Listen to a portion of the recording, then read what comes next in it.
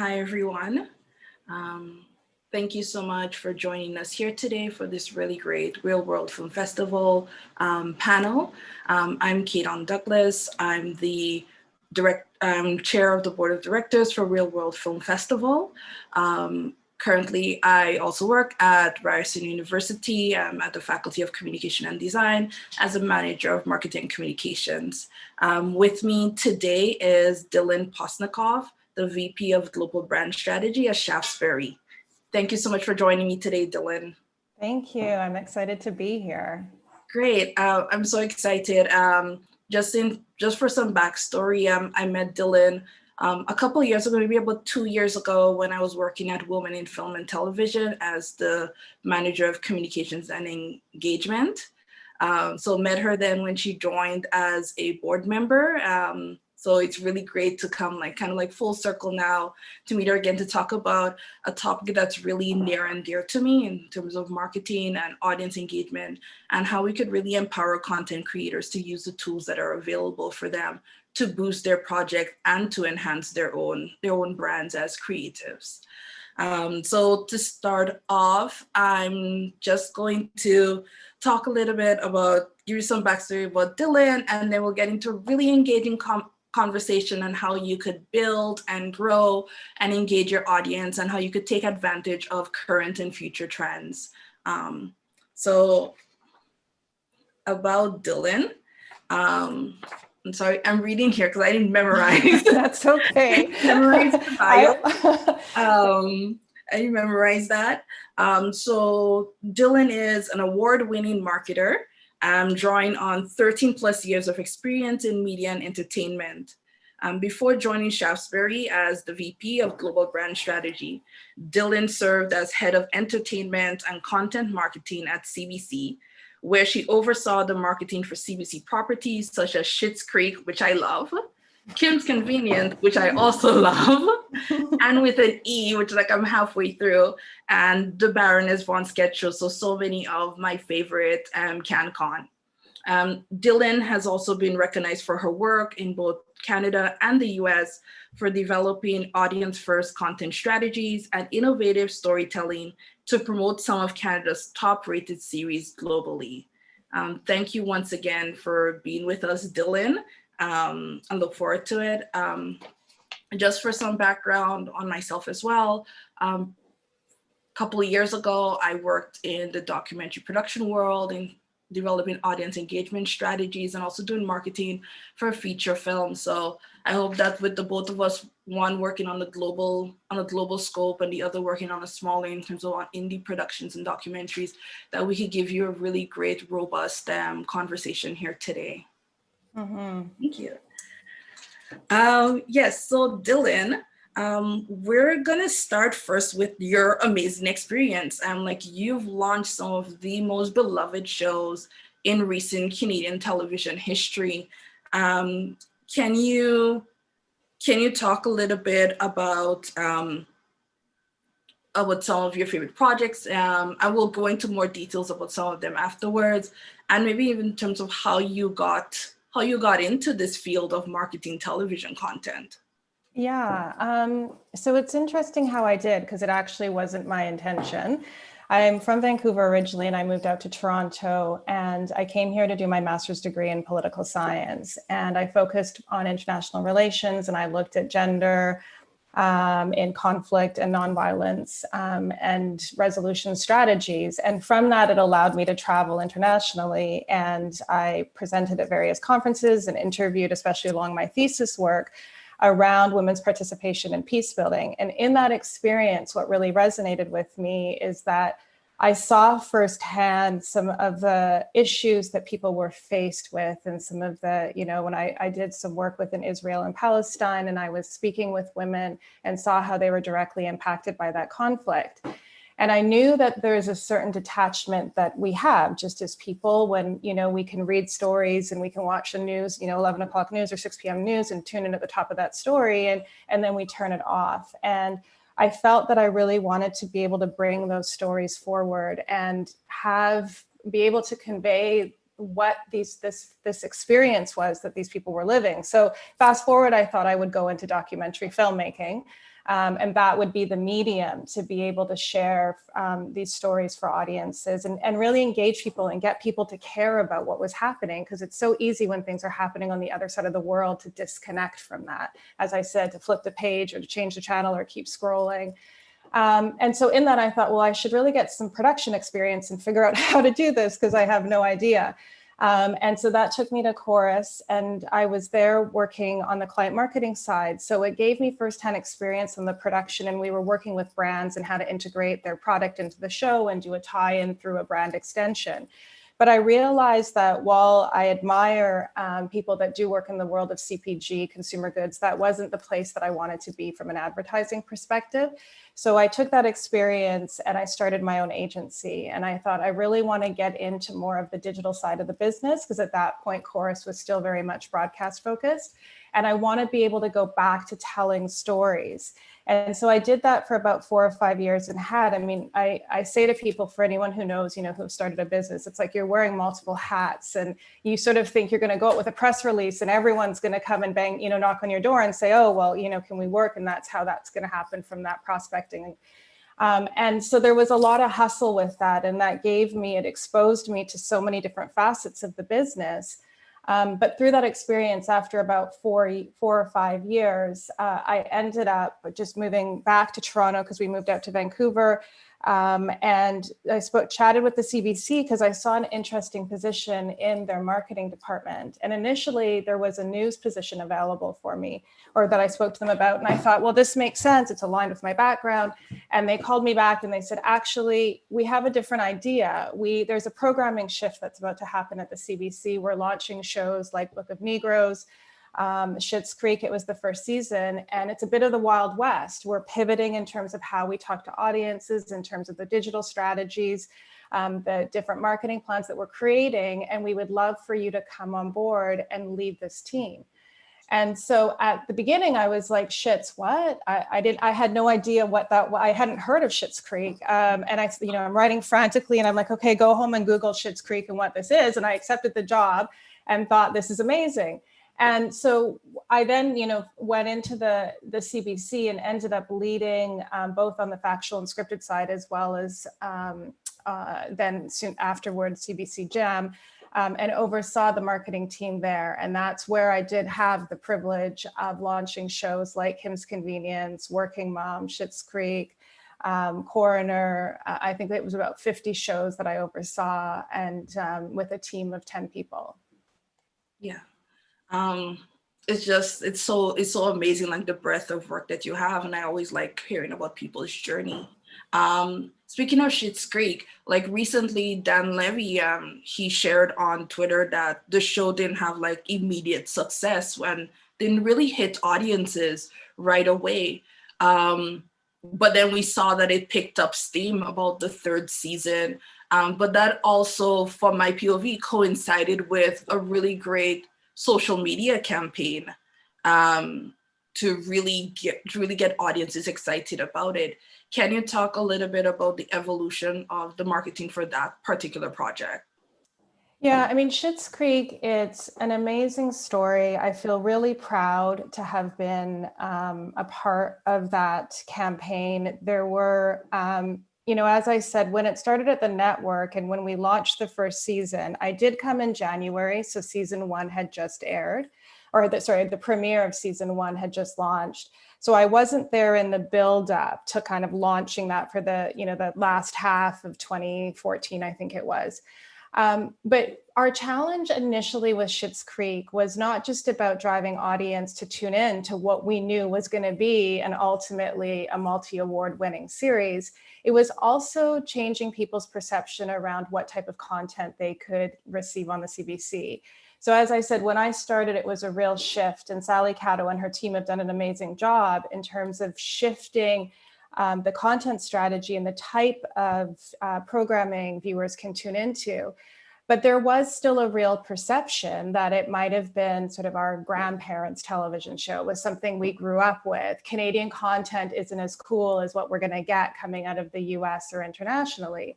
So while we had this amazing show of Schitt's Creek and this amazing cast behind it, we almost had two jobs ahead of us. One was, how do we promote this show and get audiences to tune in? And how do we convince audiences that they're going to tune in on the CBC and it's going to be a cool show and they're going to love it and they're going to fall in love with it?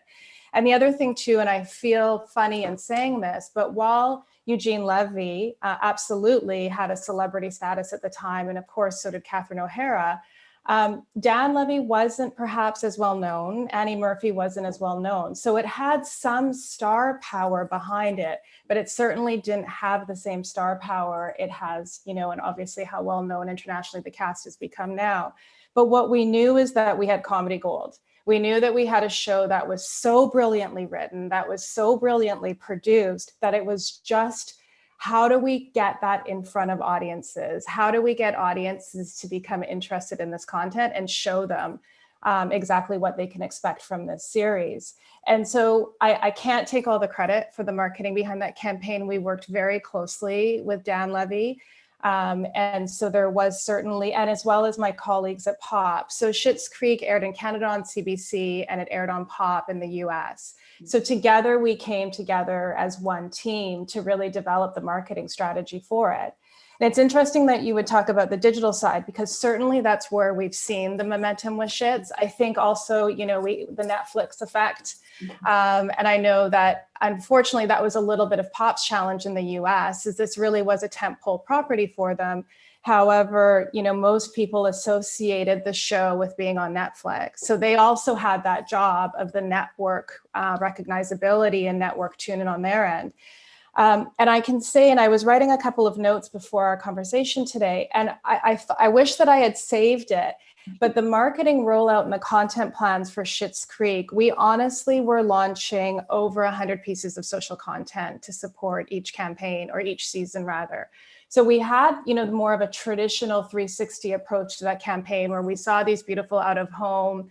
We saw it, you know, obviously on radio, on television, and then more of a traditional digital programmatic buy. But what was really key for us was reaching that audience and building that word of mouth, and knowing that if we got that content in front of audiences and they could experience that content, we knew then that they would be hooked. So it was really that strategy of finding sort of the specific themes that would resonate with audiences, creating an emotional connection to those characters, because ultimately they've become so lovable, and really just getting those comedic moments. But it's not just lighthearted comedy. I mean, Schitt's Creek had weight to it, and we certainly saw that as the seasons evolved.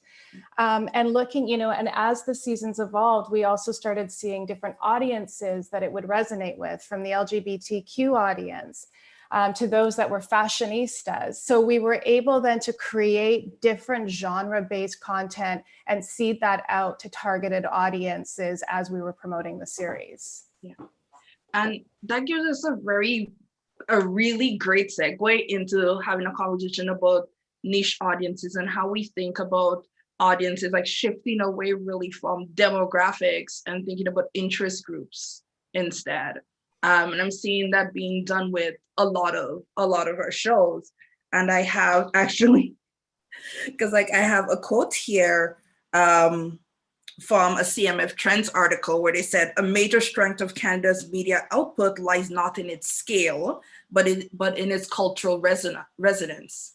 That we have all these different groups across this nation, and in terms of just creating content and really trying to reach those audiences, and that has resulted in the creation of some really great fandoms with it. Like you talk about Schitt's Creek, how in terms of rallying the LGBTQ community behind it, and fashionistas as well, because there are a bunch of people who dress up as Moira Rose, who like I absolutely love, you know. So we see that that's happening. We also saw this happen with shows like Winona Earp and with Orphan Black as well, how we're able to create fandoms where maybe a couple of years ago, you wouldn't think that a sci-fi show would work in Canada, or for example, a show about vampires. So it's really interesting to see how producers are moving in that way. Can we, just in terms of, let's just talk a little bit about how to, in terms of creating audiences and identifying audiences, like what trends have you noticed around that? Yeah, well, it's interesting because I was going to say if it weren't for the pandemic, I'm sure we would see a sea of people on Halloween dressed like their favorite characters in Schitt's Creek, and maybe we still will on Insta and various sort of small parties that might take place or gatherings.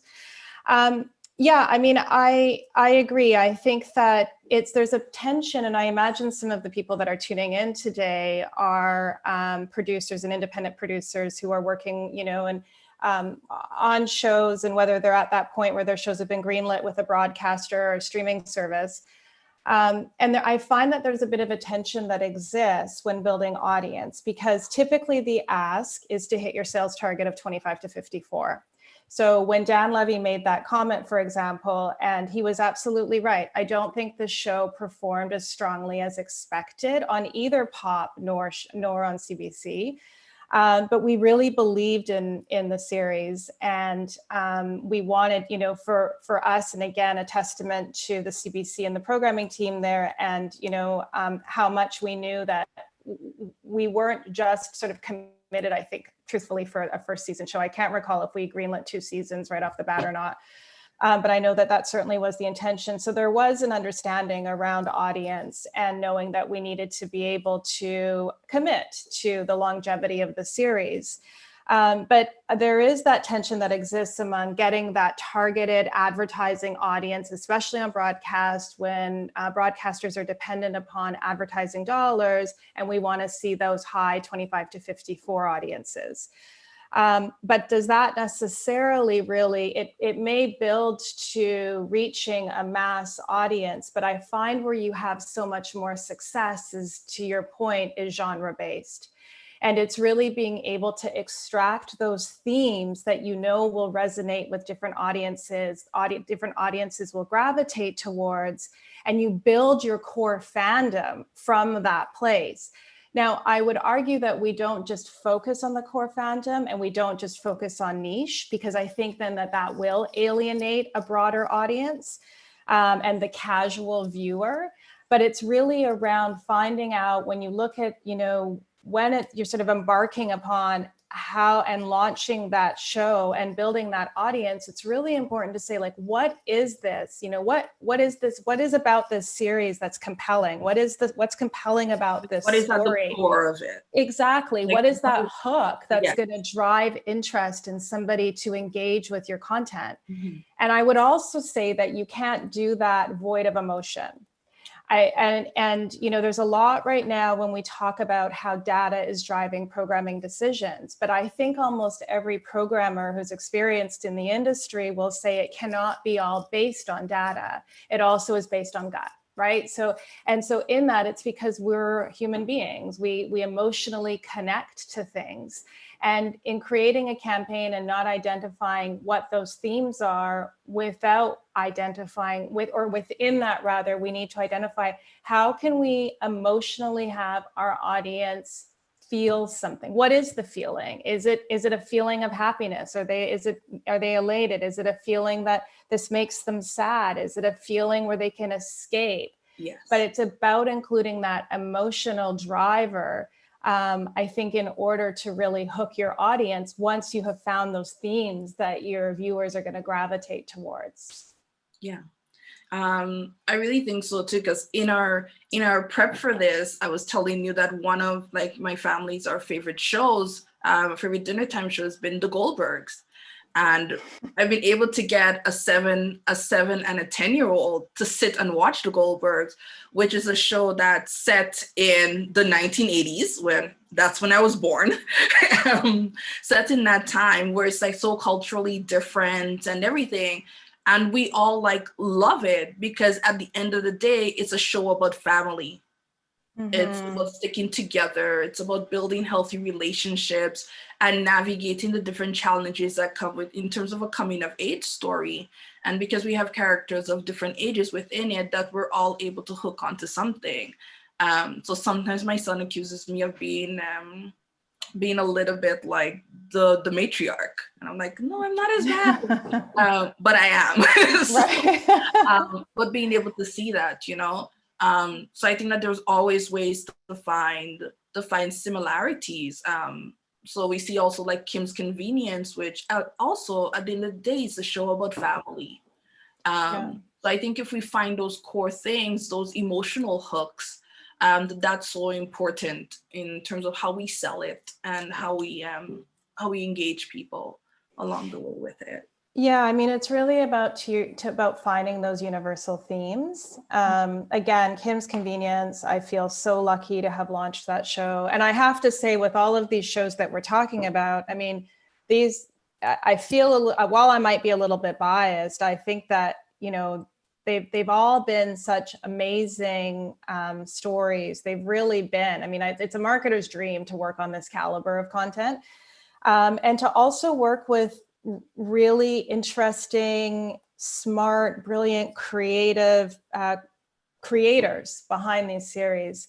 And with any of these experiences, it's also been about establishing trust with our creators and our show producers. And we know how long it takes, and from an idea that you have, and then raising some financing or funding and getting the show into development, and then ultimately getting that show on air if it's a film, in theater. And so coming on as a marketing partner, there's this symbiotic relationship between the producers and the marketing team.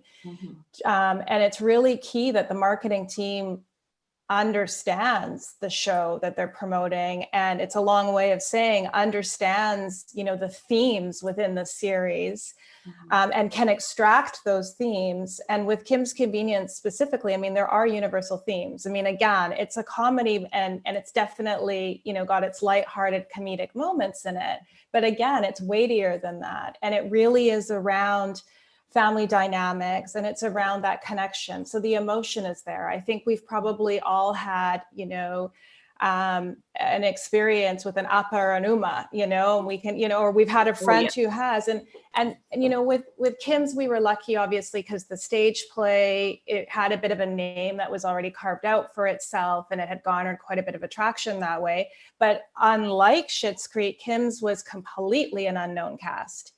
And so we didn't have that star power whatsoever to rely on.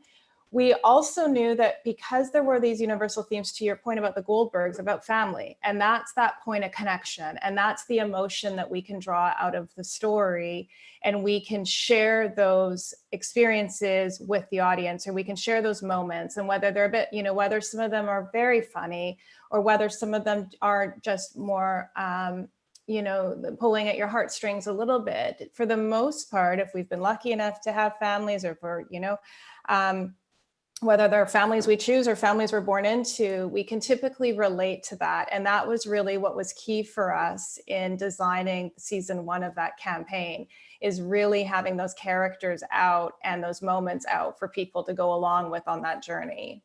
Yeah. So there's so much I want to talk to you about. Like, I could spend an entire day. I too. having this dialogue. But I wanted to talk about, and you kind of hinted to it in like what you just said in terms of the relationship between production and promotion / marketing. And I also have I did my research and I got prepped. So even I was reading an article about discoverability, and just read a quote from a filmmaker in Quebec, Serge Bordelot, and I apologize, Serge, if I've pronounced your name incorrectly. So where he says, in the past, I did not give as much thought to distribution. I saw production and promotion as two different activities.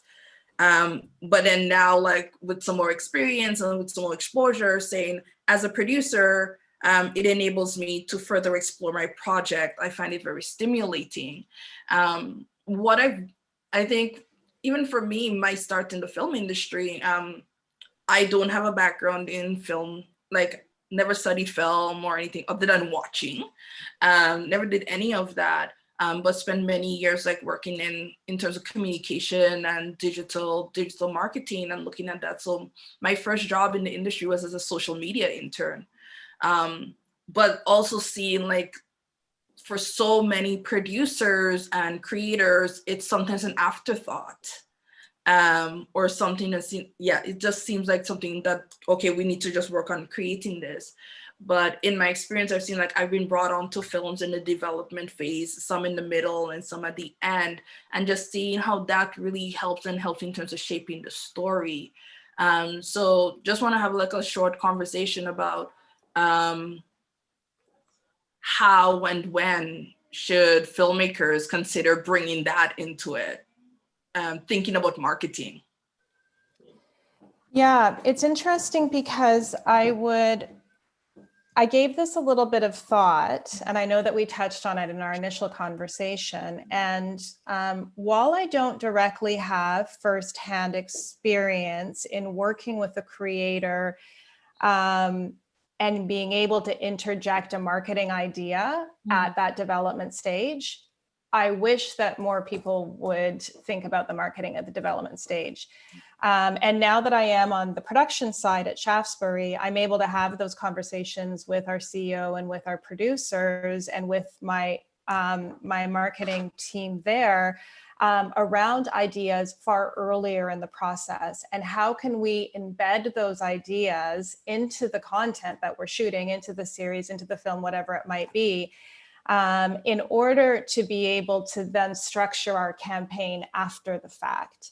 And so it's something that really excites me, because I often find when we look, very sort of in its most basic form, and we step back and we think, okay, how are we going to market this show? We've talked about what are the themes, who is our audience, what kind of emotional connection that can we find in this, and whether it's the character or the story.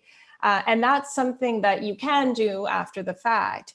But if we can sort of go beyond that and at the early stage, really identify what's going to resonate with audiences. And I think it's key to be, and this is again a bit of a challenge, and I'm flipping between both my broadcaster hat as well as on the producer side, because it really is being a bit objective. And I find sometimes as producers, they're very immersed, obviously, and understandably so, in the process. And you're not really giving a thought. You don't have the time. Marketing sort of falls down on the priority list. An audience and growing that fandom maybe earlier on so you have an audience built before you actually launch your show. And so if you can work with someone who can, I think, help objectively provide some insight or guidance where there might be that marketing nugget. What is it that they might find that audiences would gravitate towards? Because a director or a producer are so, again, immersed in the process that they might find this amazing scene, or they had this moment on set and everybody was laughing or everybody was crying, and that's going to be it. That's their trailer. That's their promo. They're so embedded in the process that it's hard to then think, well, what does this mean to audiences who actually don't have this context? What does it mean to just viewers where this is a new series? How is this going to hook them? So I think as early in the process that you can start to think, what is it about this character? And even a little differently from a tactical perspective, maybe it's something that you can gravitate towards in terms of, as we talked about, fashion with Schitt's Creek.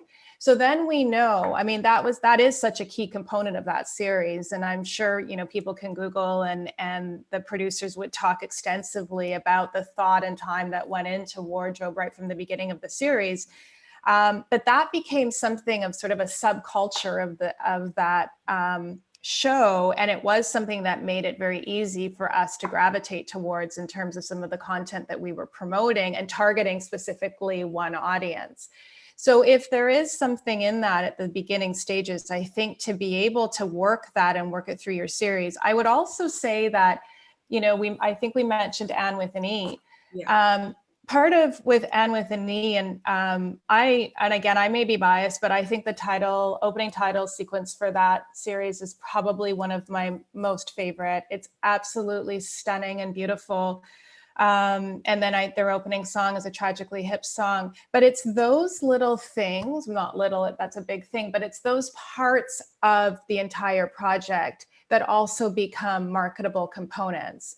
It's the logo, it's the branding. I mean, I read in Vanity Fair with Schitt's Creek, once they won the Emmys and there was, people were sort of talking about the success of this series, and they commented on the social campaign with Schitt's, and they said from an early stage, we always knew it was going to be a Schitt's Creek meme or GIF, based on the branding that show had established for itself. So these are things and tactics I think you can start to put into place far earlier in the process.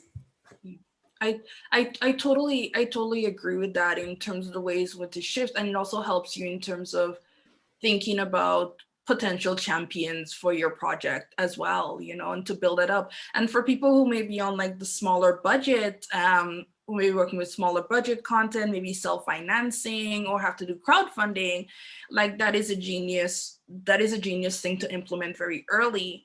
And I mean, the last time I did a crowdfunding campaign was 2013. But even then I recognized that it's not really fundraising. Fundraising is not the first act that you're doing there. What you're doing is building an audience. You're building a group of champions for your project. You're getting fans. And then once we refocused the campaign in that way, then we thought, okay, so what value are we giving to these potential fans of the project, to these people who could be ambassadors, who could get the word there, who could maybe host screenings of the film as well? How can we do that in terms of creating a value for them instead of give us $200 and you get a Twitter shout out? Instead, we were providing something like, here, you're actually making a difference by contributing to this. You are now part of the team. And one filmmaker, one director who I think who's doing that wonderfully is there for a couple of years has been Ava DuVernay. And she has created a community around her projects, you know, and we see that with so many people now are starting to implement that and starting to think about it. So I think it's a beautiful direction that we're heading into. I really encourage a lot of people to do that. Some people could attest that I'm in their brains and thinking like, but who is this for? What is this about? At the end of the day, give it to me in one sentence. So yeah, just wanted to talk about like how just really empowering creators to do that, to start that thinking very early. And not just because you're making a film about a certain maybe social issue that the people who are advocating in that field, that they're really, that's your only audience, that it could be broader as well too. Well, and I think it's really important in that too, and you said something around, around community building, and, the way that we build community is through engagement. And so I think that, again, totally understand all of the demands and pressures when we're in, the development, and then we go into production and the post phase. But it's so key to continue to engage with our audience. And when we think about marketing, we think about the fact that this is really a mobile and social conversation. Like that's ultimately what it is. And especially when you don't have the resources in terms of these really big budgets, where Facebook could be a bit of a pay to play.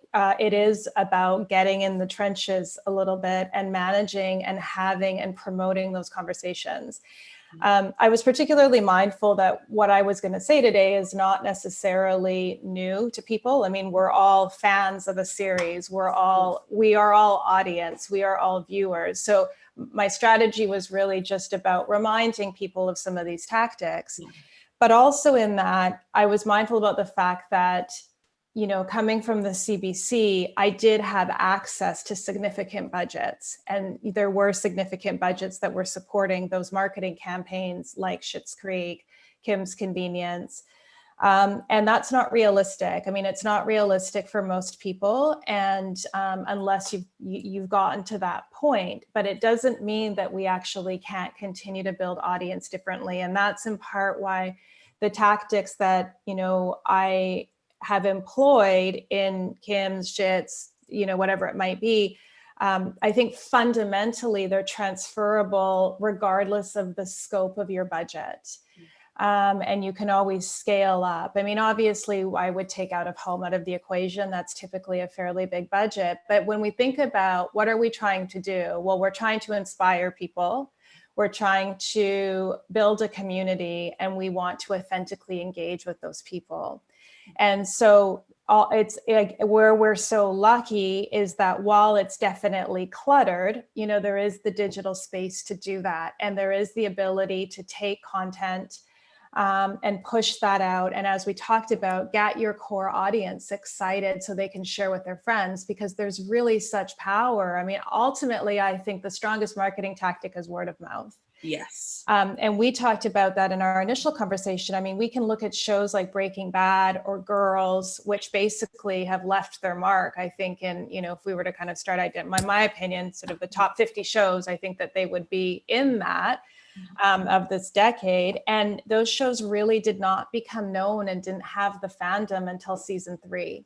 Yeah. And it was about building that word of mouth and to ultimately drive tune in. So how do we do that, and how do we continue to engage with our audience and build that community? So ultimately we have people on our behalf that are then sort of, spreading words and sharing it with their friends. And, you drop a teaser and then they're like, oh my goodness, this is amazing. And then they tell their friends that the trailer's coming out tomorrow. Yes. Or in a week from now. So those are ways, I think, that regardless of budget, you ultimately, in order to cut through, you ultimately need the most compelling content. And I fully agree that in terms of beyond like hiring a publicist and getting it out to different publications, even what I've seen some creators do is maybe not target the large publications, but go local with it. Mm-hmm. Think about what are the local blogs that have a really good following, because they would champion, they're going to put a lot behind it because they're also putting their name behind it as well. What are some local newspapers? One of my favorite, and I don't think I'm going to call her emerging anymore, is Shazia Javed. Like, even with her, I saw with her, she got her film. Her film is on Netflix, and I saw like she ran a really organic grassroots campaign with it in terms of finding out, going to those communities that the film was about. So seeing the people who are in the film and going into those communities to spread the word about it, and hitting up like some local publications as well. So saw her do that really, really well recently and getting like a lot of gains from it. So there's also like, it's word of mouth and also meeting your audience where they are. 100%. Absolutely. Places, and speaking directly to them and letting them hear from you, like why your project is important as well, why they should watch, why they should invest time and energy into it. And then once they see it and and then let your content speak for you.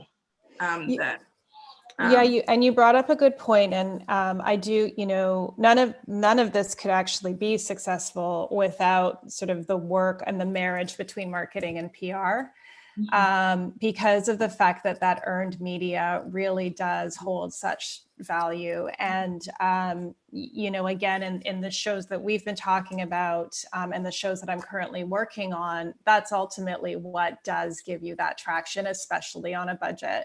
Mm-hmm. And it is about finding perhaps more of those targeted platforms. Another, tactic obviously is influencer marketing. And I've given talks on influencer marketing. I at times see when it works, I see when it doesn't. I think it needs to be done right, or else you're just going to invest a bunch of money and it's not going to go anywhere. I would argue that what we are all striving for is engagement versus reach. And to your point about being there in front of your audience, micro influencers, nano influencers, I think that you probably can have a far more successful campaign if you are working with influencers who have a higher level of audience engagement. And they may, if you look at the media mix of sorts, and you may be working with influencers that have a far smaller audience in terms of numbers than those that are the really great, ones that have really developed that massive following. But I still think that having that engagement, and again, whether it's a paid activation, because I see there's value in that, or if it's through PR efforts, and if it is through some of the earned media opportunity through bloggers, and some platforms that really do and are present in the space that our targeted audience are, I think has huge momentum. So I fully agree that it's about being in the space and showing up on where our audience is. And those are not, I mean, that is really effort and a lot of time, but again, can be done on a limited budget. Great. Before we continue, so we have 5 minutes before we're going to open things up for questions. So if you have any questions that you'd like to ask Dylan, now's the time for you to send those in, and we'll start taking them at 2:45. I think too, I wanted to talk about some trends and some new things that creators are doing to boost the reach and the impact of their projects as well. And I mean, transmedia is something that's been around for quite a while now, in terms of people using a mix of things to tell their stories.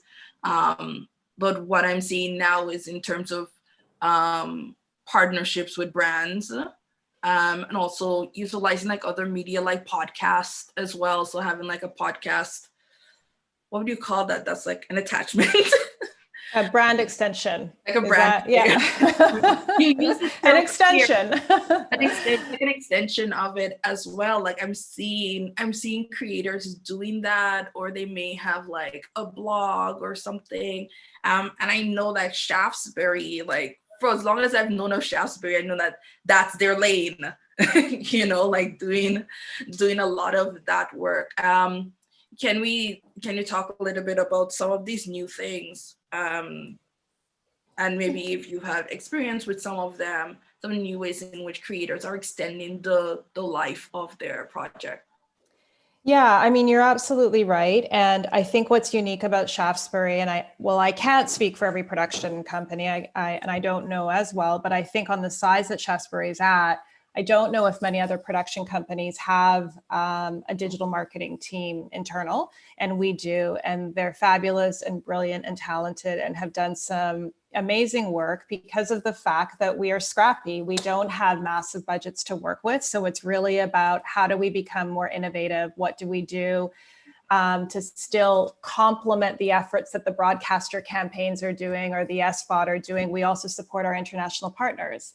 So what kind of content can we produce? Our show is premiering Hudson and Rex on Alibi in the UK last night. And so we were, speaking with our partners there, and what is it that we can do to help support that content? So certainly there are brand extensions, and I'll get back to sort of innovative and new ways, but and there's an ecosystem, and we approach each brand at Shaftesbury and each brand extension is really a brand ecosystem. Murdoch Mysteries is a great example of that. Murdoch is going into its 14th season. It's in over 150 countries. And while it's, our number one drama and Canadian series and so on, it still requires, we know that, with the amount of television out there and the amount of options, it still requires the support, the engagement, the conversation, and new ways of us reaching new audiences. And so we have built out some of these brand extensions. We've just partnered with Audible, and we'll be releasing a Murdoch Mysteries podcast. So that's an offshoot of the series. In addition to that, we just had a live performance, which to say we've done something live in the world of COVID and this pandemic is amazing and a huge feat. And it was with the TSO.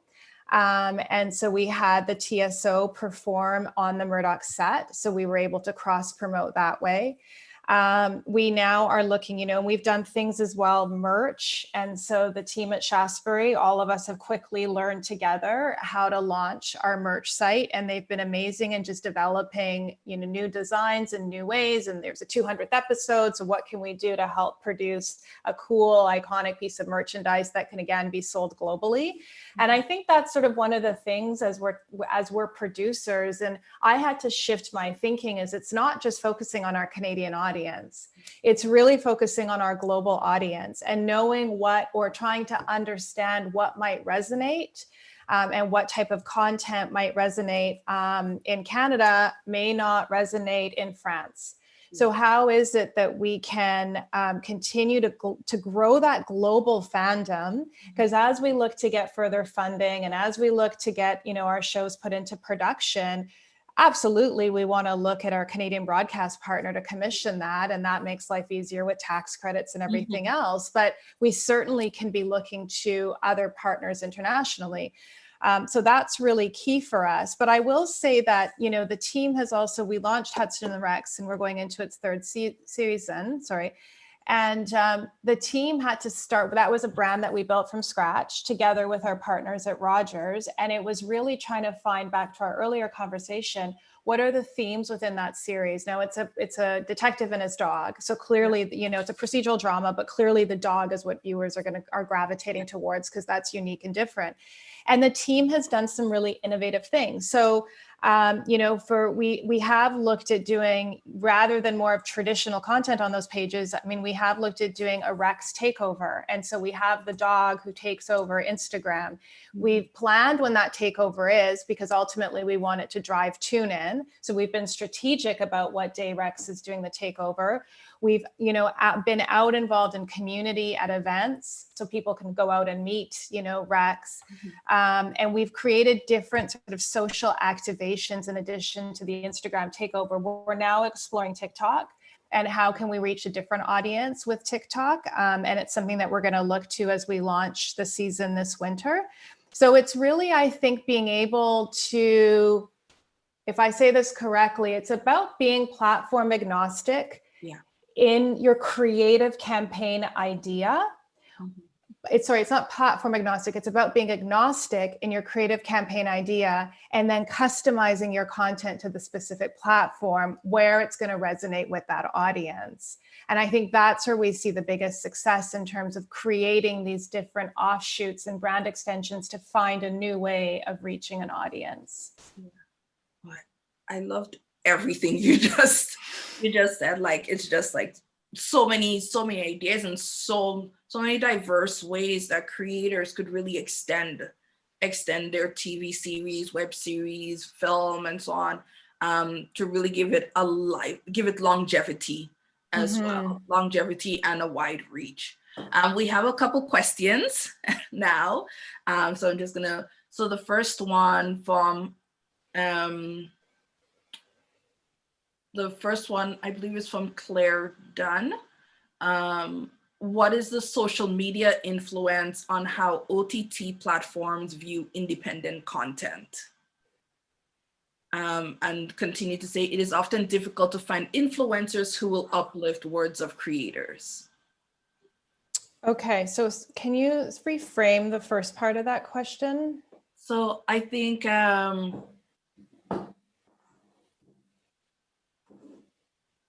what is the social media influence? Oh, sorry, the first question was from Arshad Khan. Sorry about that. It was, what is the social media influence on how OTT, so that'll be streaming, view independent content? So maybe in terms of if they have a built-in audience, I'm not too sure if that's what Arshad means. If they already have an audience, how that may influence streamers, their interest in a project? So, okay. I think, and I'm not sure if this is going to answer the question, and it may not be what you just said, Kate. I'm so sorry if I misinterpreted it. Okay, I think I misinterpreted too. So, but I think that one thing is that we know now the way audiences are consuming content. I would argue that people are still tuning in. I don't think appointment viewing is necessarily. Sorry, Arsha, got an update. I am asking how independent filmmakers' reach affects decisions. So if an independent, their social media reach, their social media influence affects decisions. Of those that are greenlighting content? Yeah, yes. Well, I always think that it's of value to be able to have an audience. I don't know necessarily, though, and I guess it really depends on what that audience is. I just read, and I'm going to have this a little wrong, I think, but I just read that Thunderbird had greenlit a digital series. I read it in playback last week They were coming with over 20 million in terms of what that, it was a web series that I think now they're making into, I don't know if it's a linear or if it's a long form web series, but Thunderbird is backing it, I believe.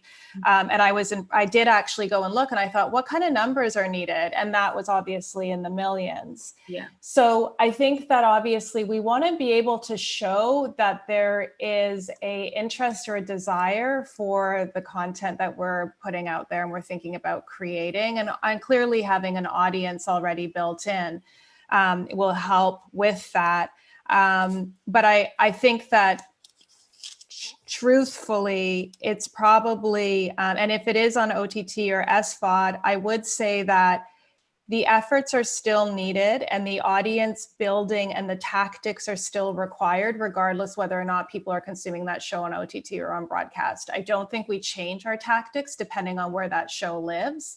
I certainly think it might be difficult to bring audience, and I say this all the time, from one platform to the next. People often ask, what's the correlation between the work that we're doing on social media and the time and resources that we're investing in building out our digital audience? And do we see a correlation between broadcast numbers?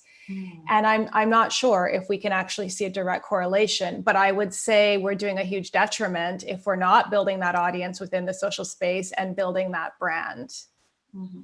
I don't think I've answered that properly. So I'm happy to, if she wants to, he or she would like to reach out after the fact, we can also, if they want to send an email, I can certainly spend more time answering their direct question.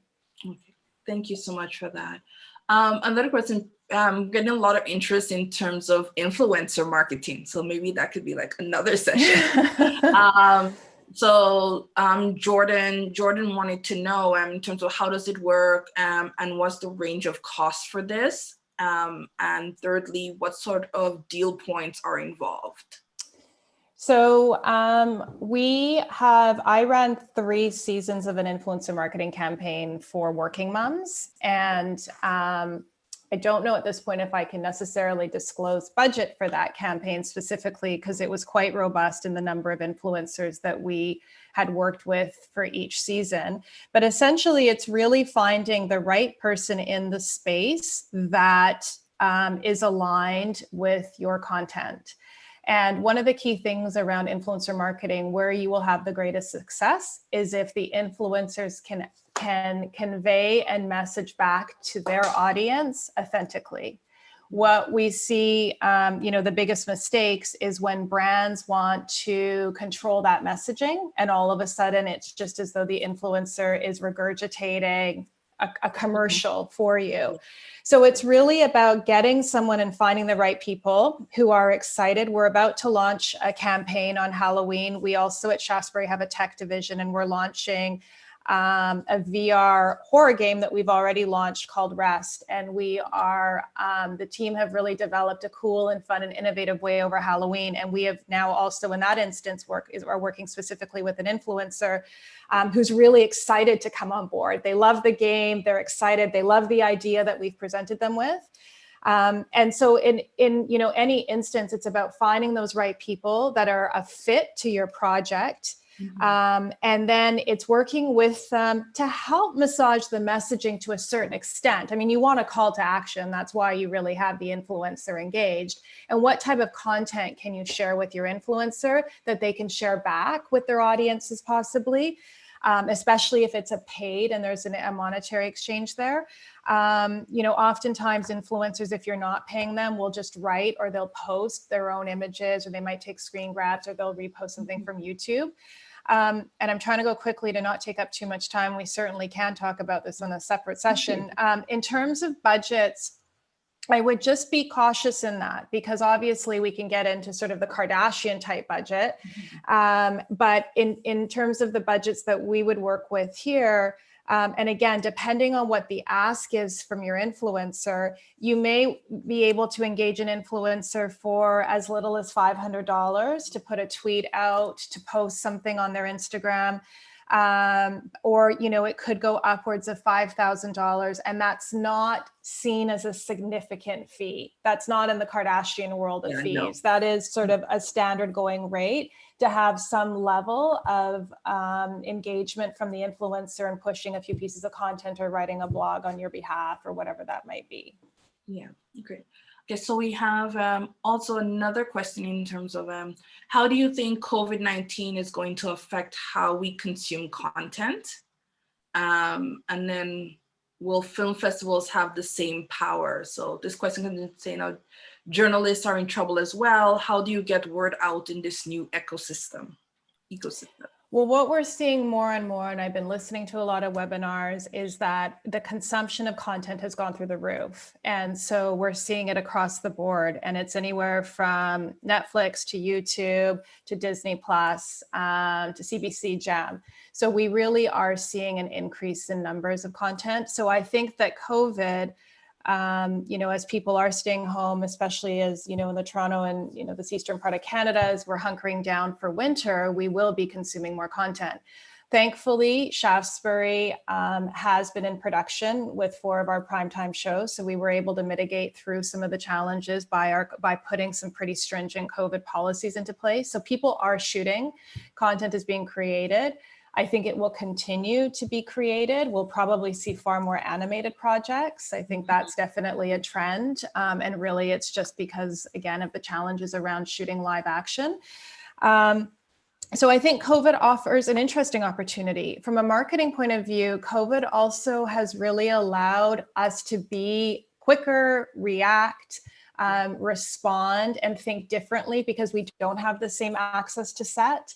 And we don't have the same access to marketing materials as we did because, again, limiting numbers and limiting exposure. So we've had to be quite innovative in our approach to how we're promoting and what kind of content we can capture.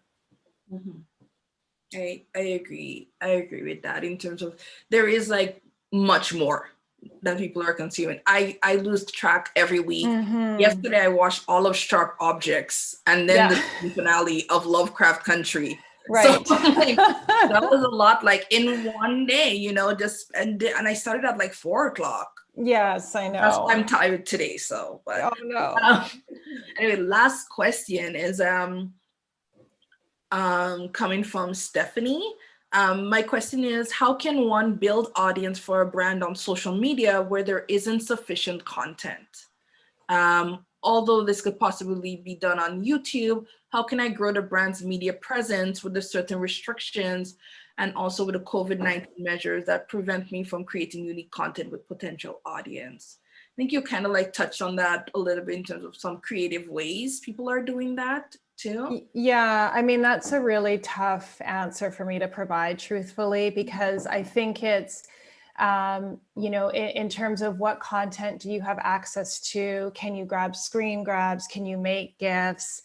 One of the things we had done, and this is obviously in the kids space, but maybe to inspire some thinking, when we went into lockdown in March, we did have some funding graciously from the Shaw Rocket Fund to create a series of kids videos, and we called them Boredom Busters. And we sent a little tripod and a light, and we created ideas that each of the kids, the cast from our different series that we have on Shaftesbury Kids could film themselves doing a boredom buster. Yeah. And one thing I think that is in this space of COVID and the way people are consuming content is a little bit more raw. It's not as polished. It doesn't have the same production value, but people don't actually look for that. They want authenticity to come through because we're all connecting differently.